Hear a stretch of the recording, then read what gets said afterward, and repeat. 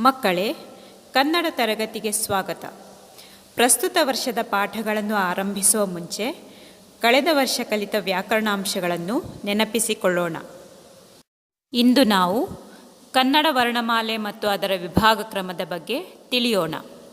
ಕನ್ನಡ ವರ್ಣಮಾಲೆಯಲ್ಲಿ ಒಟ್ಟು 49 ಅಕ್ಷರಗಳಿವೆ. ಕನ್ನಡ ವರ್ಣಮಾಲೆಯನ್ನು ಮುಖ್ಯವಾಗಿ 3 ವಿಭಾಗಗಳಾಗಿ ವಿಂಗಡಿಸಿದ್ದಾರೆ. ಮೊದಲನೆಯದು ಸ್ವರಾಕ್ಷರಗಳು, ಎರಡನೆಯದು ವ್ಯಂಜನಾಕ್ಷರಗಳು, ಮೂರನೆಯದು ಯೋಗವಾಹಗಳು. ಸ್ವರಾಕ್ಷರಗಳು ಸ್ವತಂತ್ರವಾಗಿ ಉಚ್ಚರಿಸಲು ಸಾಧ್ಯವಾಗುವ ಅಕ್ಷರಗಳೇ ಸ್ವರಗಳು.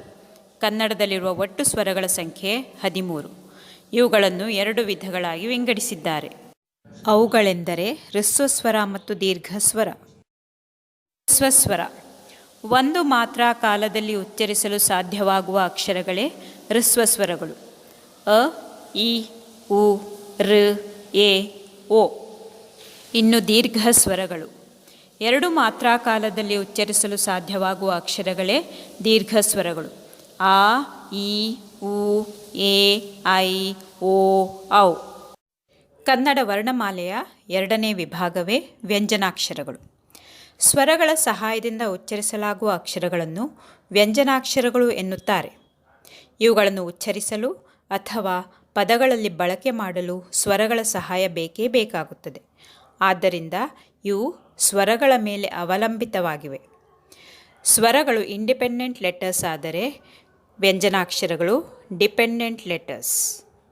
ವ್ಯಂಜನಾಕ್ಷರಗಳಲ್ಲಿರುವ 2 ವಿಧಗಳು ವರ್ಗೀಯ ವ್ಯಂಜನಗಳು ಮತ್ತು ಅವರ್ಗೀಯ ವ್ಯಂಜನಗಳು. ವರ್ಗೀಯ ವ್ಯಂಜನಗಳು ಇವು ಉತ್ಪತ್ತಿಯಾಗುವ ಸ್ಥಾನಗಳಿಗೆ ಅಥವಾ ಉಚ್ಚಾರಣಾ ಸ್ಥಾನಗಳಿಗೆ ಅನುಗುಣವಾಗಿ ಇವುಗಳನ್ನು ವರ್ಗಗಳಲ್ಲಿ ವಿಂಗಡಿಸಲು ಸಾಧ್ಯವಾಗುತ್ತದೆ. ಆದ್ದರಿಂದ ಇವುಗಳನ್ನು ವರ್ಗೀಯ ವ್ಯಂಜನಗಳು ಎನ್ನುತ್ತಾರೆ. ಕನ್ನಡದಲ್ಲಿ ಕದಿಂದ ಮವರೆಗಿನ 25 ಅಕ್ಷರಗಳೇ ವರ್ಗೀಯ ವ್ಯಂಜನಗಳು. ಇಲ್ಲಿ ಕವರ್ಗ, ಚವರ್ಗ, ಟವರ್ಗ, ತವರ್ಗ ಮತ್ತು ಪವರ್ಗ ಎಂಬ 5 ವರ್ಗಗಳಿವೆ. ವರ್ಗೀಯ ವ್ಯಂಜನಗಳನ್ನು 3 ವಿಧಗಳಾಗಿ ವಿಂಗಡಿಸಲಾಗಿದೆ. ಅಲ್ಪಪ್ರಾಣ, ಮಹಾಪ್ರಾಣ ಮತ್ತು ಅನುನಾಸಿಕ ಅಕ್ಷರಗಳು. ಕಡಿಮೆ ಉಸಿರಿನ ಸಹಾಯದಿಂದ ಉಚ್ಚರಿಸಲಾಗುವ ಅಕ್ಷರಗಳೇ ಅಲ್ಪಪ್ರಾಣಾಕ್ಷರಗಳು. ಪ್ರತಿ ವರ್ಗದ 1 ಮತ್ತು 3ನೇ ಅಕ್ಷರವೇ ಅಲ್ಪಪ್ರಾಣಾಕ್ಷರಗಳು. ಕ, ಗ, ಚ, ಜ, ಟ, ಡ, ತ, ದ, ಪ, ಬ. ವರ್ಗೀಯ ವ್ಯಂಜನಗಳ 2ನೇ ವಿಧವೇ ಮಹಾಪ್ರಾಣಾಕ್ಷರಗಳು. ಹೆಸರೇ ಸೂಚಿಸುವಂತೆ ಹೆಚ್ಚು ಉಸಿರನ್ನು ಬಳಸಿ ಉಚ್ಚರಿಸಲಾಗುವ ಅಕ್ಷರಗಳು. ಇವು ಪ್ರತಿ ವರ್ಗದ 2ನೇ ಮತ್ತು 4ನೇ ಅಕ್ಷರಗಳು. ಖ, ಘ, ಛ, ಝ, ಢ, ಢ, ಥ, ಧ, ಫ, ಭ. 3ನೆಯ ವಿಧ ಅನುನಾಸಿಕಾಕ್ಷರಗಳು. ಮೂಗಿನ ಸಹಾಯದಿಂದ ಉಚ್ಚರಿಸಲಾಗುವ ಅಕ್ಷರಗಳು. ಜ್ಞ, ಜ್ಞ, ಣ, ನ, ಮ. ಹೀಗೆ ವರ್ಗೀಯ ವ್ಯಂಜನಗಳಲ್ಲಿ ಅಲ್ಪಪ್ರಾಣಾಕ್ಷರಗಳು 10, ಮಹಾಪ್ರಾಣಾಕ್ಷರಗಳು 10 ಮತ್ತು ಅನುನಾಸಿಕಾಕ್ಷರಗಳು 5, ಒಟ್ಟು 25 ಅಕ್ಷರಗಳು. ವ್ಯಂಜನಗಳ 2ನೇ ವಿಧವೇ ಅವರ್ಗೀಯ ವ್ಯಂಜನಗಳು. ಈ ಅಕ್ಷರಗಳ ಉಚ್ಚಾರಣಾ ಸ್ಥಾನಗಳು ಬೇರೆ ಬೇರೆಯಾಗಿರುವುದರಿಂದ ಇವುಗಳನ್ನು ವರ್ಗಗಳಲ್ಲಿ ವಿಂಗಡಿಸಲು ಸಾಧ್ಯವಾಗುವುದಿಲ್ಲ. ಆದ್ದರಿಂದ ಇವುಗಳನ್ನು ಅವರ್ಗೀಯ ವ್ಯಂಜನಗಳು ಎನ್ನುತ್ತಾರೆ. ಅವರ್ಗೀಯ ವ್ಯಂಜನಗಳ ಒಟ್ಟು ಸಂಖ್ಯೆ 9.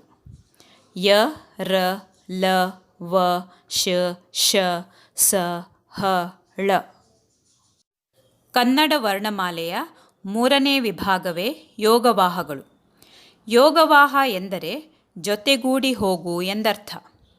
ಈ ಯೋಗವಾಹಗಳನ್ನು ಉಚ್ಚರಿಸಲು ಅಥವಾ ಪದಗಳಲ್ಲಿ ಬಳಕೆ ಮಾಡಲು ಬೇರೊಂದು ಅಕ್ಷರದ ಸಹಾಯ ಬೇಕು.